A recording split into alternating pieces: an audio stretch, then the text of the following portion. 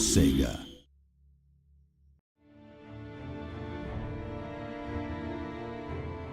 So when we're adding a race to the game, the first thing to do obviously is just play that race on the tabletop game and really get to understand its strengths, its weaknesses, what makes them tick, so that we really understand the IP thoroughly and what it is we're going to try and recreate in a Total War game. The Wood Elves in Warhammer are fairly different from what you'd expect from an elven race that you might find in other lores and mythology.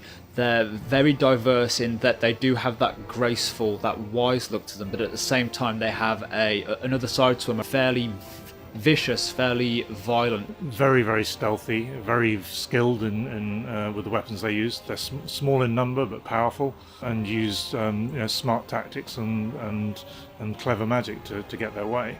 There are various quite powerful creatures that they can call upon. So the Dryads in particular, who as a female unit in the tabletop are very slender, they've got fairly feminine faces, and what we wanted to do was break away from that stereotype and really push them, emphasise the monstrous element of their faces, their twisted, tangled nature, change their proportions so they're much chunkier and again much more readable from a distance, which worked really well in our game.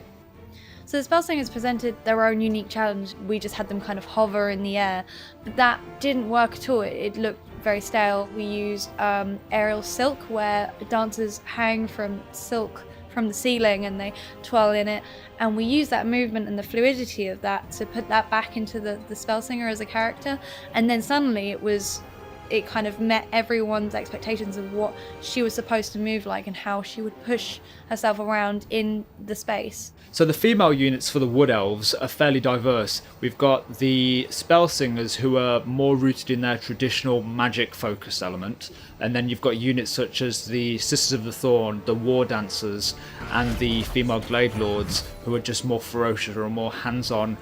Where they're elegant and deadly, suddenly you've got this other creature that's humongous, and he's made out of a tree, and you just get this amazing kind of creaky wooden look. We kind of broke animation rules a bit because we ended up having this snappy tree-like movement, so we really wanted to make them feel like trees and like branches that had come to life. Approaching the sounds of the ancient treemen, that was challenging in itself. We knew that we had to do a lot of field recording for it. We wanted to make these ancient treemen really sound like massive trees. We actually cut down real trees to get this massive impact. So when they die in game, we actually hear a tree falling. So we basically had a fun day out in the woods. We wanted to be as close as possible to the source, but also still be safe. Would be a great sound to get crushed under a tree, but probably just a one shot. A key characteristic of the Wood Elves lore is that they're fierce and proud isolationists.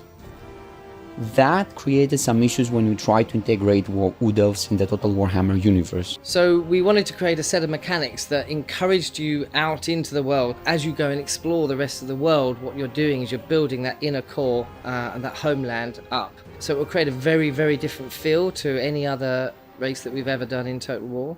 To them, conquering regions is only a means to an end. They just want to get the region in order to get the amber, in order to rejuvenate the Rock of Ages. We felt that this was a way to make the Wood Elves interact with the old world while remaining respectful to their lore.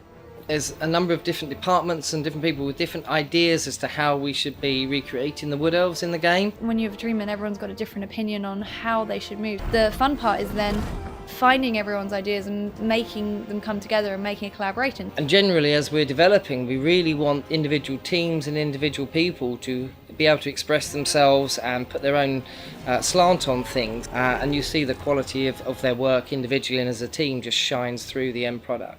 In the end, we're all working towards making the product great and always raising the bar of the quality with every DLC. There's a number of Warhammer Fantasy fans in the office already and on the team. We had a competition recently which was take a character from the game and just fight one-on-one, really quick battles. It was enormously good fun. And I managed to beat Durthu with my sneaky shaman riding a Ragnarok, because he was basically better than me on paper, but I turned him into a toad and stomped on him, which was very gratifying. and it's really helped generate that extra level of passion. Even if you haven't bought the DLC, the world that you're playing in is just getting richer and richer and more diverse. The experience I had playing as Empire now than I did when the game was first released was markedly different. I was surrounded by beastmen, hordes coming in and attacking me. I had Belagar and Skarsnik on my doorstep, and everyone who has bought the tentpole game will see that evolution of the game, the polish, the balance. So we're constantly moving on and making things better.